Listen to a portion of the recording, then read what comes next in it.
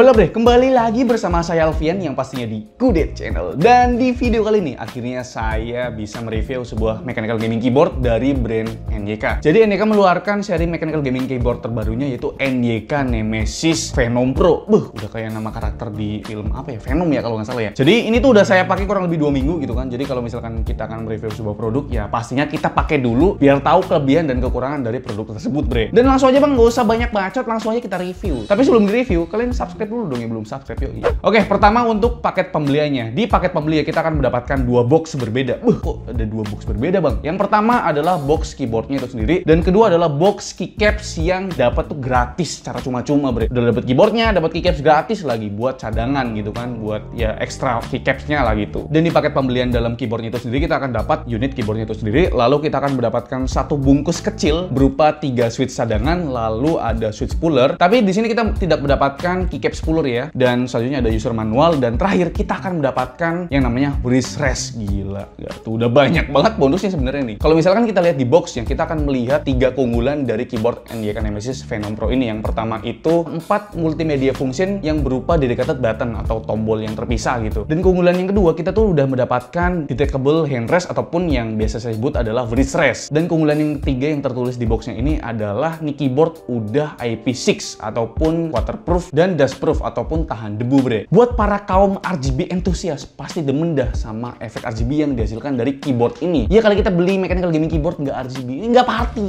Ya karena memang keyboard ini tuh udah disematkan fitur suron RGB pada keyboard ini yang emang modenya tuh berlimpah. Nah sekarang kita ngomongin soal desain kali ya. Keyboard ini menggunakan layout full size dengan 104 key totalnya, belum termasuk 4 tombol multimedia ya. Tapi tetap compact sih dengan dimensi berukuran 450 x 200 x 30 mm.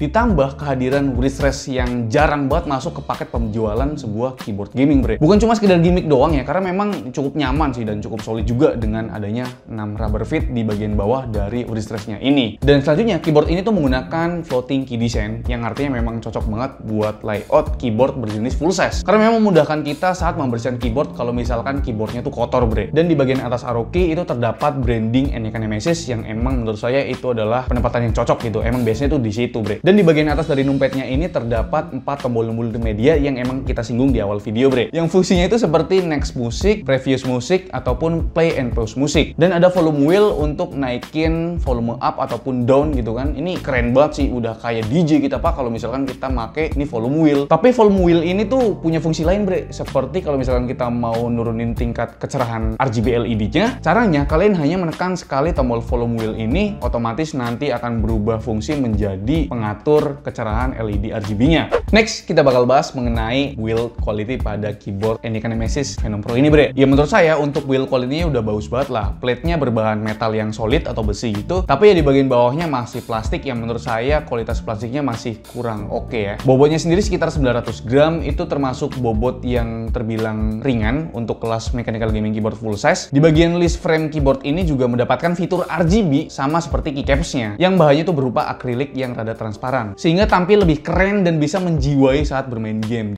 Next, kita bahas mengenai keycaps yang digunakan. Keycaps yang digunakan berbahan ABS dan dia udah double shot injection. Ini cocok banget buat kalian kaum insomnia yang emang hobinya tuh begadang, Pak. Karena emang fontnya tuh bakal tetap kelihatan dengan jelas berkat backlight LED RGB dari keyboard ini. Untuk fontnya sendiri, keyboard ini tuh pakai font jenisnya OM ya, jadi memang nggak ada yang diubah dan kelihatan tuh fontnya tuh rada gaming banget gitu loh, Pak. Dan selanjutnya kita bakal bahas mengenai fitur suron RGB yang ada banyak sekali modenya. Tapi sayangnya memang keyboard ini tidak include yang namanya software gitu kan. Jadi kita tidak bisa mengatur mode RGB-nya melalui software yang disediakan karena memang nggak ada gitu loh. Jadi gimana bang cara ngatur LED RGB-nya? Ya melalui keyboardnya itu sendiri menggunakan tombol function kombinasi seperti FN plus del ataupun FN plus home ataupun FN plus insert, FN plus spec up dan FN plus spec down. Sedangkan untuk mengatur tingkat kecerahan LED RGB-nya itu ada 2 cara. Yang pertama itu melalui FN plus arrow key atas ataupun arrow key bawah. Dan cara yang kedua yang udah saya sebutkan tadi dengan cara menekan tombol volume wheel-nya lalu kalian bisa atur melalui volume wheel-nya tadi, bre. Lalu ada tingkat kecepatan RGB-nya juga, bre. Kalau misalkan kalian tuh mau ngatur dengan cara menekan tombol Fn plus arrow key kanan ataupun arrow key kiri.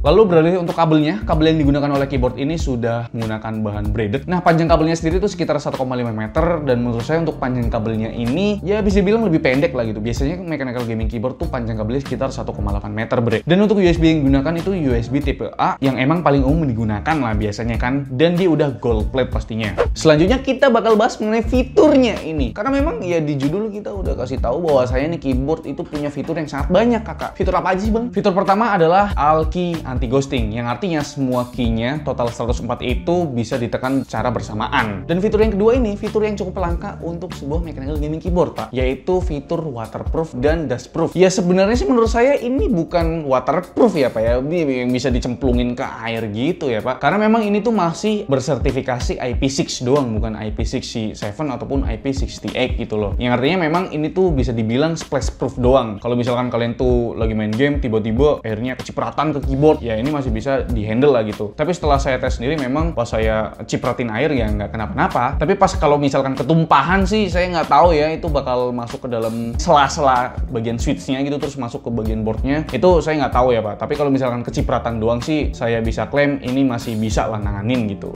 Dan terakhir ini saya bakal bahas mengenai switch yang digunakan. Ya sekalian kasih performa dari keyboard ini dah. Keyboard ini menggunakan blue switch yang kalau saya lihat ini tuh rada beda dari blue switch yang biasa saya temuin. Ini tuh warnanya lebih ke biru tua gitu, pak. Terus udah gitu bentuknya juga beda gitu loh switchnya. Ya walaupun emang sama-sama bisa dipasang di keycaps custom gitu loh. Di samping switchnya itu ada kayak sedikit shield gitu, mungkin buat ngurangin efek rattle-nya kali ya. Dan feel-nya sendiri gimana, bang, soal switch yang digunakan pada NYK Nemesis Phenom Pro ini? Feel-nya sendiri tuh masih mirip kok sama blue switch kebanyakan, sangat clicky dan tactile gitu. Tapi setelah saya compare dengan Sades K10 yang emang sama-sama menggunakan blue switch, keyboard ini tuh sedikit lebih berat dari switch yang digunakan oleh Sades K10. Dan karakteristik suara yang dihasilkan switch keyboard ini tuh kurang smooth gitu. Ya memang karakteristik dari blue switch itu sendiri tuh berisik ya. Tapi suara dari Sades K10 ini lebih konsisten. Apa mungkin karena memang perbedaan keycaps yang digunakan kali ya? Karena memang Sades K10 itu menggunakan keycaps berbahan PBT. Sedangkan untuk NYK Nemesis Phenom Pro ini menggunakan keycaps berbahan ABS gitu. Tapi setelah saya lihat juga untuk ketebalan dari keycapsnya itu sama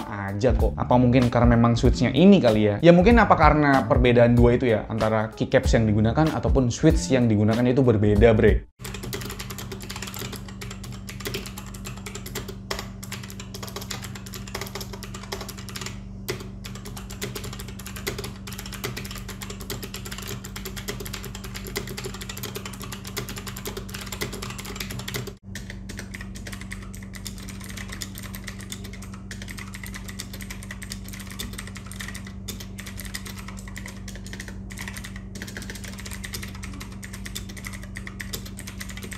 Oke, bre, itu dia review dari saya tentang mechanical gaming keyboard dari NYK Nemesis, yaitu NYK Nemesis Phenom Pro ini. Untuk harganya sendiri gimana nih, bang? Ini adalah harga promo launching gitu kan. Untuk harga promo launchingnya sendiri adalah 595.000, sedangkan untuk harga normalnya itu sekitar 650.000, bre. Kesimpulan dari saya mengenai mechanical gaming keyboard dari NYK Nemesis ini adalah untuk kelas mechanical gaming keyboard dengan layout full size dengan harganya sekitar 595.000, ya menurut saya ini worth it aja lah untuk dibeli, bre. Yang pertama, fiturnya ini yang diberikan. Yang pertama kita dikasih keycaps bonus, dan yang kedua kita dikasih yang namanya wrist rest yang jarang banget ada di mechanical gaming keyboard kebanyakan. Terus yang ketiga, fitur yang saya suka adalah fitur splash proof, yang artinya kalau misalkan kalian tuh nggak sengaja tuh numpain gelas ke keyboard ini ya aman-aman aja, pak. Lalu ada RGB LED di bagian samping frame-nya tuh menambah ganteng dari keyboard ini, bre. Jadi mungkin banyak banget sih kelebihan-kelebihan ataupun fitur-fitur yang diberikan oleh NYK Nemesis kepada mechanical gaming keyboardnya ini, bre. Mungkin kekurangannya di bagian feel switch-nya ini. Saya kurang tahu nih switch yang digunakan tuh apa gitu kan, apakah Gateron, Otemu ataupun apa gitu, saya nggak tahu karena memang nggak dijelasin, cuma dijelasin blue optical switch gitu, nggak dijelasin pakai switch apaan. Dan memang build quality-nya di bagian bawah itu masih berasa plastiknya banget gitu loh, bre. Jadi like video ini kalau kalian suka, dislike kalau nggak suka, tapi jangan di dislike, dan jangan lupa untuk tekan tombol subscribe yang warna merah kalau misalkan kalian belum subscribe channel ini. Saya Alfian selaku host di channel ini mengucapkan terima kasih, sampai jumpa di lain video.